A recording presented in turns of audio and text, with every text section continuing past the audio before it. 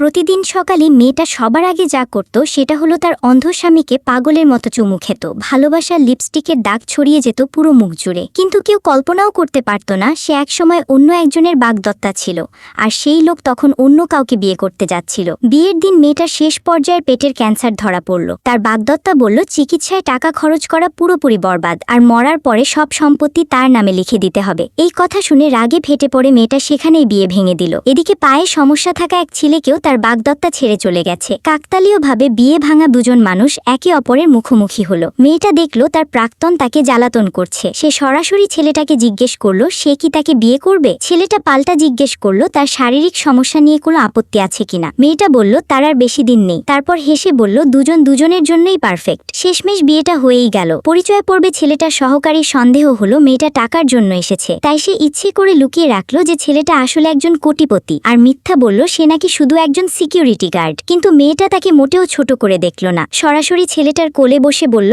এখন থেকে সেই তার দেখাশোনা করবে। এরপর মেয়েটা তাকে নিয়ে গেল বিয়ের আংটি কিনতে। ছেলেটা যখন অনুভব করলো মেয়েটা তার আঙুলে আংটি পরিয়ে দিচ্ছে, তখনই সে মনে মনে তার প্রেমে পড়ে গেল। ক্যাশ কাউন্টারে গিয়ে মেয়েটা দেখলো তার প্রাক্তন তার ব্যাংক কার্ড খালি করে দিয়ে গেছে। টাকা নিয়ে জানতে পেরে দোকানের কর্মী রাগে ফুঁসে উঠল, বলল মেয়েটা ধনী সাজছে, আর তার পঙ্গু স্বামীকে নিয়ে বিদ্রুপ করতেও ছাড়ল না। এটা শুনে ছেলেটা সঙ্গে সঙ্গে দোকানের মালিককে ফোন করলো। মালিক এলেন একটা লাকি স্পিনিং হুইল নিয়ে, বললেন দোকানে একটা ইভেন্ট চলছে, চোখ বেঁধে হুইলে ডার্ট ছুড়লে জিতলে বিয়ের আংটি বিনামূল্যে পাওয়া যাবে। মেয়েটা সঙ্গে সঙ্গে রাজি হয়ে গেল, কিন্তু ডার্টটা হুইলে না লেগে সরাসরি মালিকের পায়ে গিয়ে বিঁধল। মালিক চট করে ডার্টটা খুলে হুইলে লাগিয়ে দিলেন, তারপর হাসি মুখে বললেন মেয়েটা ফ্রি ডায়মন্ড আংটি জিতে গেছে। বন্ধুরা, এই মেয়েটা কি শেষ পর্যন্ত বেঁচে থাকবে? আর এমন আরও কিছু দেখতে আমাকে সাবস্ক্রাইব করে দাও।